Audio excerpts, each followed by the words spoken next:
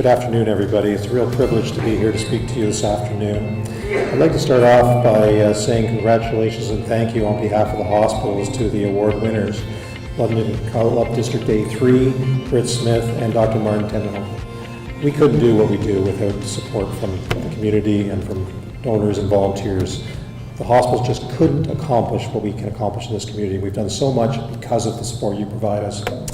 It's my pleasure to share with you some of the highlights that together we achieved over the past year in partnership with the University Hospitals Kingston Foundation.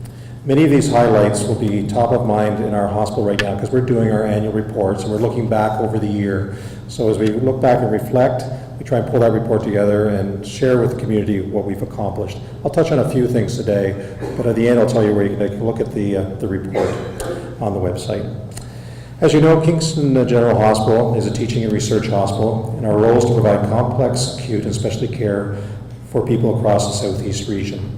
Over the past year, we have received, through the University's Hospitals Foundation, Kingston Foundation, the $8.8 million, and a huge number. It just floors me to think about the size of the donations over this last year. We use these funds to help us purchase equipment, carry out research, create educational opportunities for our staff, and support medical and social needs of our patients. This year, your donations helped us purchase many items, including the following list I'd like to share with you. We purchased over 400 state-of-the-art patient care beds. Each of these features the latest safety and comfort technology. And when I go around the hospital, the staff, the patients, the volunteers, these are easy to work with, they're more comfortable for our patients, and they do provide all those modern early warning signals for our staff to be able to respond more quickly to our patients. It's just outstanding. It's basically replaced all the old beds in our hospitals over the last year. We also purchased a number of ceiling lifts to transfer patients who aren't mobile. This helps with the safety of our patients and of our staff. We purchased new monitors to quickly measure vital signs of pediatric patients. We've got handheld ultrasound scanners that Mike spoke about earlier, which is, when I think back of, it's almost like Star Trek to me when I look at these new technologies that are coming so fast and furious, but handheld ultrasounds. Defibrillators for cardiac care, medical recliners in our cardiac department, large cribs for our infants, a blanket warming cabinet, and new TVs in our ICU and in our Belleville dialysis clinic. So things big and small, all these things, and there are many more, but that's a list to give you an idea of some of the things that your donations have helped us purchase in this last year. And of course, we're all very excited about the upcoming installation of our second MRI machine at KGH.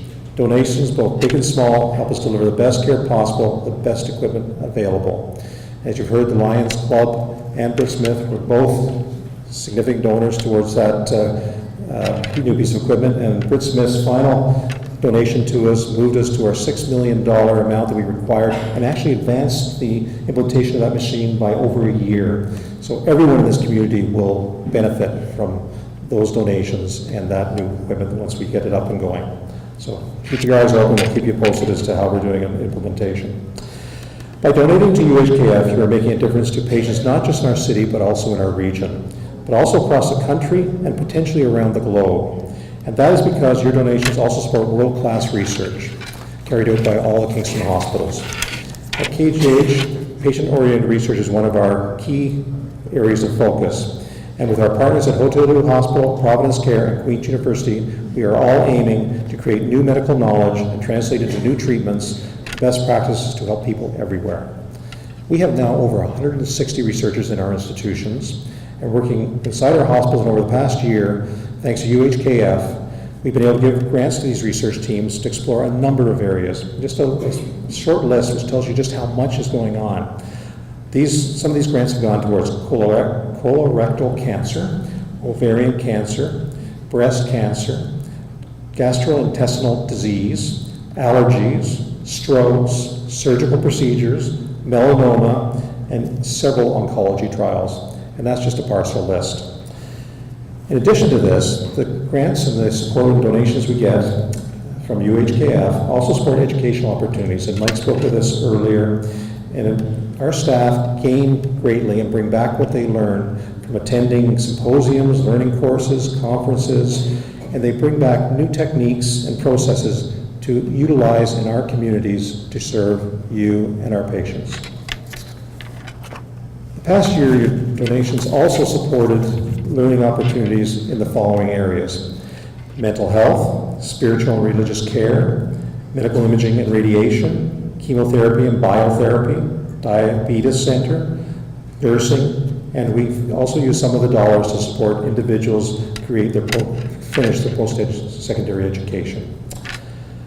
Other UHKF donations also help us support our patients and families through stressful times. We have some very important funds that help people during those times where they really do need the financial support, because it's one additional burden that just can't be naturally handled. So some of the funds you support are the Child Life Fund, the Children's Cancer Fund, the Adult Cancer Care Patient Support Fund. Those are just three of the funds that benefit our patients on a regular basis. All this adds up to an incredible partnership and brings close together the hospital and the community, helps everyone in KGH transform the patient experience through innovative approaches to care, knowledge, and leadership. I've been in this industry now for over 30 years and have seen in every institution I've worked in the amount of support that comes from communities to finish the equation to allow us to provide care and support to our full communities. Hospitals can't do this work on just the funding that comes from government. We can't bring in some of the innovative technologies. We can't touch on some of the very specific social and medical needs some of our patients have. The work that you do to raise funds, to support funds, to donate, allows us to provide the outstanding care always that we strive and aim to provide. I promised to tell you where you could find some more information, because I won't be able to share it all with you today, but our communication department has created a new display on our website. You can find it at www.kgh.on.ca. And this year they're taking, I think, a wonderful approach to it. None of us like to sit and read a huge book on what has happened in the last year. They've done a picture series to give you a walkthrough what our staff and volunteers and physicians and students do in our institution to meet and live up to that outstanding care always aim. So please take a look at the website, follow the story, and enjoy the pictures. Thank you, Denise, and welcome everybody. Thank you very much for coming tonight. It's my absolute delight to be here on behalf of Hotel Dieu Hospital to thank you for your support of our hospitals. David Pecora, an orthopedic surgeon, David couldn't be here, he's in Germany currently, and asked me to step in on his behalf and on behalf of our senior leadership team at Hotel Dieu Hospital. Now, where should I start? First, I will say I thoroughly enjoyed that little toe-tapping tune a moment ago. I still can't get it out of my head. The theme of our vision of the Hotel Dieu Hospital, as you may know, is leading the transformation of ambulatory care. And what a transformation that is. We're now looking at really a host of different avenues of care. I can just mention just a couple of them. The expansion of telehealth, the very efficient and yet packaged care that we give our patients with for joint replacements, that gives them excellent care in a very cost-efficient way, but includes physiotherapy and follow-up. So a lot of big changes. What have we been doing with your money over the last year? Well, we've been spending it, that's for sure. And one of the things we've been spending it on is a thing called Mohs surgery. Who here knows what Mohs surgery is? Good, one or two people. You know, I didn't know what it was myself a year ago. Mohs surgery is a surgery that's used to take away skin cancers, non-melanoma, not malignant melanomas, but other kinds of skin cancers in very sensitive areas, like areas around the eye or the lip or in the nose, where basically the surgeon, the skin surgeon, takes the smallest amount of tissue away that she could possibly get away with, but at the same time as the surgery is going on, actually checks the tissue to make sure that all the margins are clear, and if they're not, goes back and takes away another little bit of tissue, so that the cancer is completely excised with the smallest amount of tissue removed at the time. And the cure rate with that is about 99%. So it's extraordinarily successful surgery, dealing with some of the most sensitive areas, and tremendous boon to our ambulatory care service. And Dr. Ben van Moran at Hotel Dieu Hospital is our Mohs surgeon. So some of your money over the last year has been used to fund equipment for the Mohs surgery, and that program is just booming. Tremendous program for our patients. It's already a waiting list of many, many months, but tremendous service. We've also bought new ultrasound equipment, and anybody who is in or around a hospital these days knows how important that is.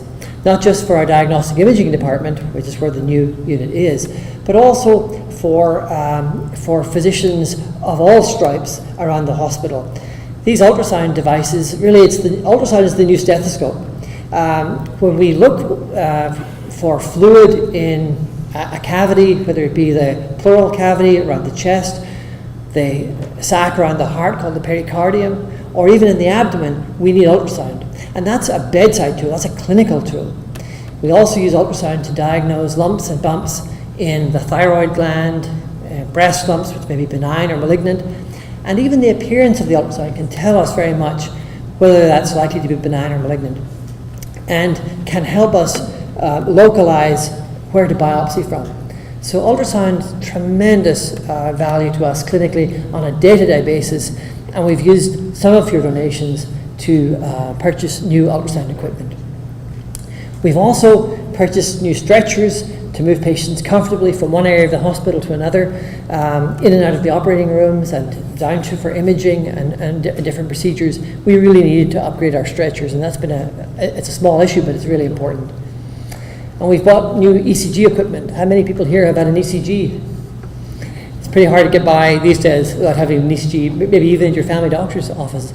We've purchased new ECG equipment, which we've really needed to try to ensure that we can meet the demand for that service at our hospital. And indeed for some of the monitoring equipment that goes on longer than a regular ECG. And one final thing I'll just mention is that part of every institution, part of every hospital is regenerating itself and building new leadership. And part of the donations that you've given over the last year, we've used towards education of our staff. And that's educating for the future, building the future leadership, which is another crucial role of our hospital. So the motto of the United Hospitals Kingston Foundation is all about innovation, all about extraordinary people. I want to thank you for being the extraordinary people who fund us to do our innovative work. It's much appreciated. It's our lifeblood. Thank you.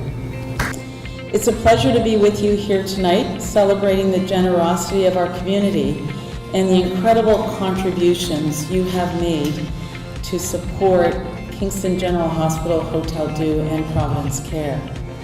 Just last week I was at Providence Manor for a celebration to mark the expansion of our Hildegard Center.